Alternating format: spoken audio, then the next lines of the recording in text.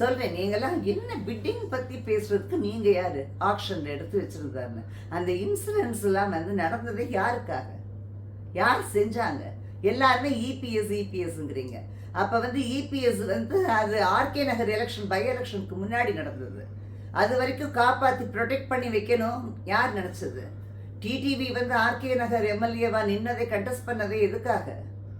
அவர் MLA ஆகி இங்கே chief minister இது ஆகிறதுக்காக தானே எம்எல்ஏ சேர்ந்து எலெக்ட் பண்ணுங்கிறதுக்காக தானே அப்போ எல்லாமே நடந்தது. அதுலேருந்து இபிஎஸ் காப்பாற்றிருக்காரு.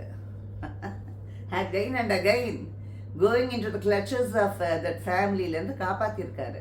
ஆனால் இபிஎஸ் கைக்குள்ளே அவங்க ஃபேமிலி கைக்குள்ளே போகக்கூடாதுங்கிறது தான் எங்களோட என்ன மாதிரி ஆளுங்க பேசுகிறது. ஏன்னா யார் குடும்பத்து பிடிகளையும் போகக்கூடாதுங்கிறது தான்.